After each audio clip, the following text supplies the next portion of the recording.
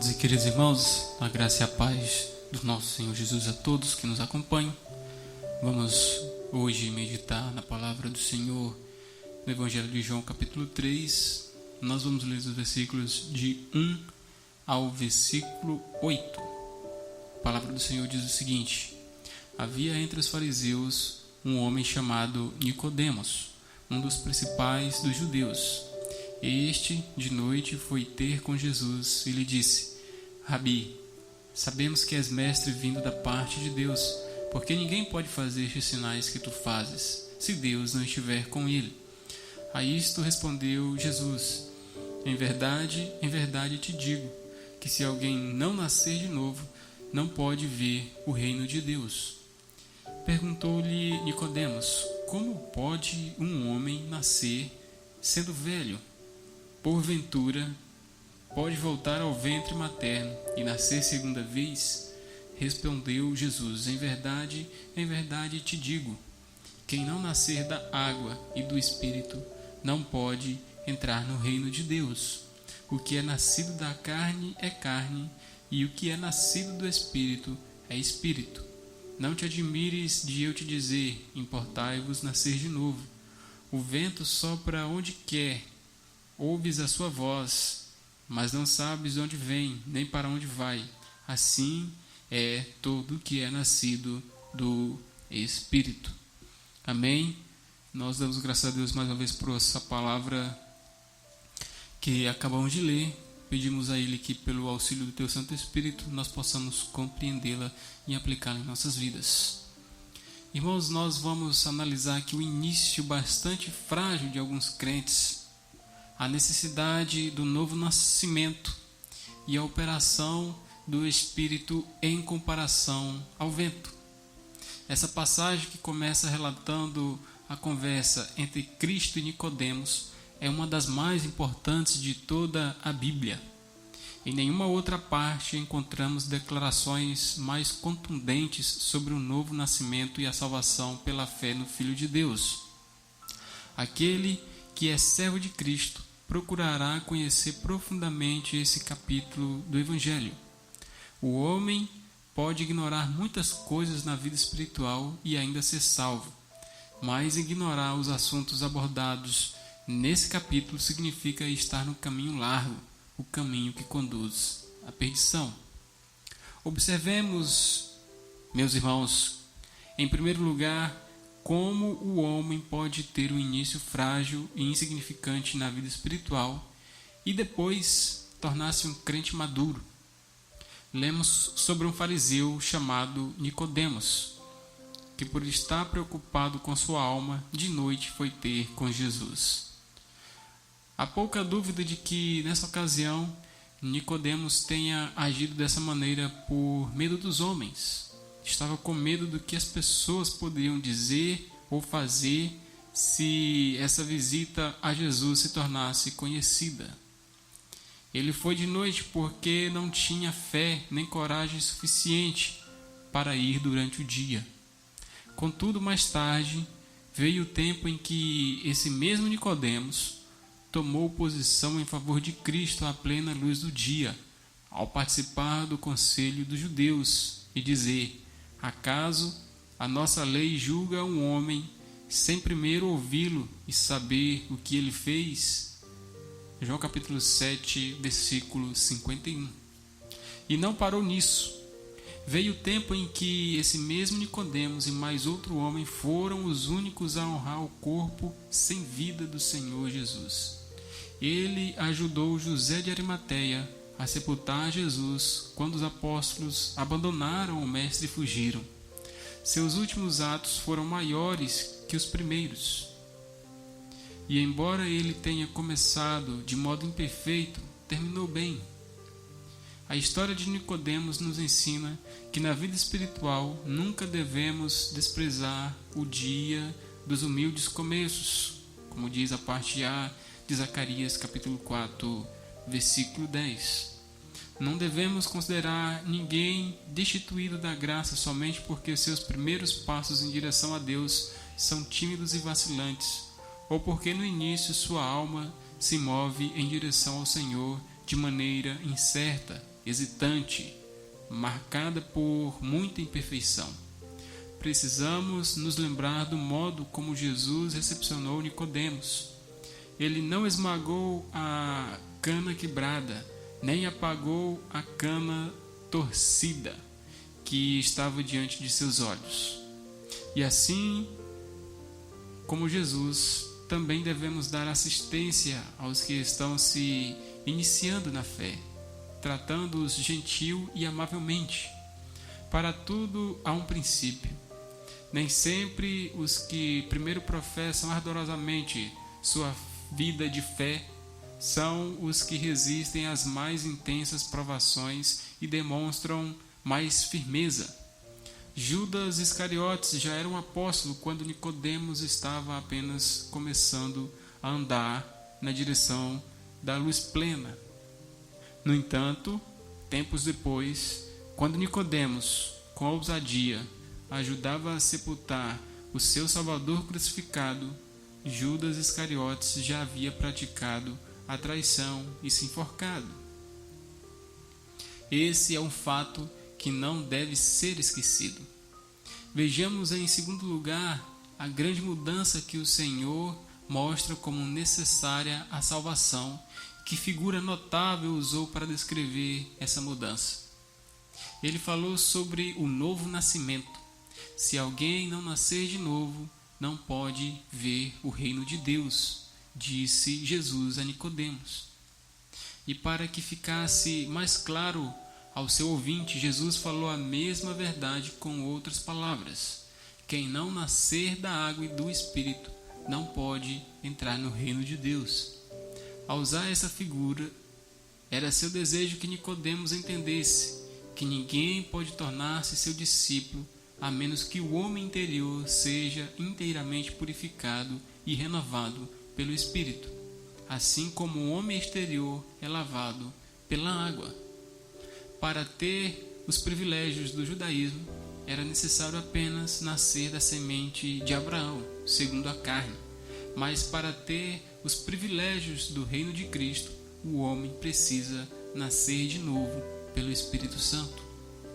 Evidentemente, a mudança que o Senhor afirma ser necessária para a salvação não é leviana ou superficial.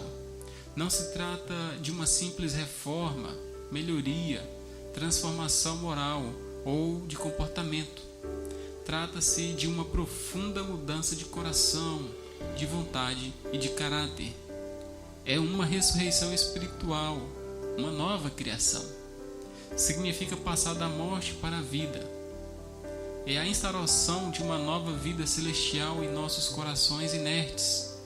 É o surgimento de uma nova criatura, com uma nova natureza, novos hábitos, interesses, desejos, apetites, discernimentos, pensamentos, esperanças e temores. Tudo isso e não menos do que isso é o que está envolvido na declaração que o Senhor fez sobre a necessidade de todos nós termos importa-vos nascer de novo. Para que haja salvação, essa mudança interior é absolutamente necessária, devido à natureza corrompida que todos nós temos, sem exceção. O que é nascido da carne é carne. Nossa natureza é inteiramente decaída. O pendor da carne é inimizade contra Deus. Romanos capítulo 8, versículo 7 fala sobre isso. Viemos a este mundo sem fé, sem amor e sem temor a Deus. Não temos qualquer, nada, nenhuma inclinação natural para servi-lo ou obedecer a Ele, nem qualquer prazer natural em fazer a sua vontade. Nenhum filho de Adão se voltaria para Deus se fosse deixado por sua própria conta. A expressão novo nascimento é a figura mais adequada para descrever a mudança necessária a todos nós, a fim de que sejamos crentes verdadeiros. Nunca esqueçamos que não podemos proporcionar a nós mesmos tão grande mudança. O nome que o Senhor atribui a esse acontecimento nascer de novo é uma prova convincente do que acabamos de afirmar. Nenhum homem é o autor de sua própria existência, nem pode dar vida à sua própria alma. É tão impossível um cadáver dar vida a si mesmo quanto um homem natural tornar-se espiritual por suas próprias forças. Para isso é preciso ser posto em ação o mesmo poder de quem criou o mundo. O homem pode realizar muitas coisas, mas não pode dar vida a si mesmo nem a outros. Conceder vida é uma prerrogativa peculiar de Deus. Com razão, o Senhor declarou que precisamos nascer de novo. Acima de tudo, devemos lembrar que sem essa grande mudança não entraríamos no céu. E se entrássemos, não sentiríamos prazer em estar ali. Quanto a esse assunto, Jesus foi claro e objetivo ao dizer que se alguém não nascer de novo, não pode ver nem entrar no reino de Deus. Os versículos 3 e 5. O céu pode ser alcançado sem dinheiro, posição ou conhecimento humano, mas está absolutamente claro que sem o novo nascimento ninguém entrará no céu. Vejamos, por último, a instrutiva comparação que o Senhor usou para explicar o novo nascimento. Ele viu que Nicodemos ficara perplexo e admirado pelas coisas que acabara de ouvir, e de bom grado esclareceu a confusão que estava em sua mente, utilizando a ilustração sobre o vento. Seria impossível conceber uma ilustração mais bela e adequada em relação à obra do Espírito. Muitas coisas a respeito do vento são misteriosas e inexplicáveis. Não sabeis de onde vem, nem para onde ele vai, disse o Senhor. Não podemos vê-lo ou segurá-lo em nossas mãos. Quando o vento sopra, não somos capazes de apontar o lugar exato no qual seu primeiro fôlego foi percebido, nem prever a que distância se estenderá. Mas apesar de tudo isso, não negamos sua presença. O mesmo acontece quando a obra é realizada pelo Espírito do homem por ocasião do novo nascimento. Trata-se de uma operação misteriosa, soberana e incompreensível para nós em muitos aspectos. Mas é tolice tropeçarmos nesse assunto, por haver nele muitas coisas que não podemos entender. Por mais que existam mistérios em relação ao vento, sua presença pode ser notada pelo som que produz e por seus efeitos. Ouves a sua voz, disse Jesus. Quando ouvimos o seu barulho ao soprar pela janela e vemos as nuvens sendo empurradas por eles, costumamos dizer: está ventando hoje. Ocorre o mesmo na operação do Espírito Santo no novo nascimento efetuado no homem. Por mais admirável e incompreensível que seja essa obra, sempre pode ser vista e notada. O novo nascimento é algo que não pode ser ocultado. Sempre haverá frutos visíveis do Espírito naquele que é nascido dele. Porventura sabemos quais são as marcas do novo nascimento? Para o nosso aprendizado, podemos encontrá-la na primeira carta de João. O que é nascido de Deus crê que Jesus é o Cristo, 1 João capítulo 5, versículo 1. Não vive na prática do pecado, 1 João capítulo 3, versículo 9. Pratica a justiça, 1 João capítulo 2, versículo 29. Ama os irmãos, 1 João capítulo 3, versículo 14. Vence o mundo, 1 João capítulo 5, versículo 4. Cristo o guarda e o maligno não lhe toca, 1 João capítulo 5, versículo 18. Assim é o homem nascido do Espírito. Na vida em que esses frutos podem ser vistos, houve um novo nascimento do qual o Senhor Jesus falou. Aquele que não possui essas marcas ainda está morto em seus delitos e pecados. Perguntemos com seriedade a nós mesmos se já experimentamos essa grande mudança sobre a qual estivemos lendo. Já nascemos de novo? É possível os sinais do novo nascimento serem vistos em nós? A voz do Espírito Santo pode ser ouvida em nossas conversas no dia a dia? É possível notar em nossa vida as marcas da presença do Espírito? Feliz é o homem que pode dar respostas satisfatórias a estas questões. Virá o dia em que aqueles que não nascerem de novo desejarão nunca ter nascido. Graças a Deus por sua palavra. Oremos, meus queridos. Senhor, nosso Deus e nosso Pai, somos gratos pela obra do Teu Filho e do Teu Espírito em nossas vidas. Somos gratos ao Senhor pela oportunidade e privilégio, Senhor, que nós tivemos e obtivemos de nascermos de novo, nascermos da água e nascermos do Espírito. Senhor, nós somos gratos pela Tua misericórdia em nossas vidas, porque sem ela não somos nada. Em nome de Jesus é que nós oramos ao Senhor. Amém.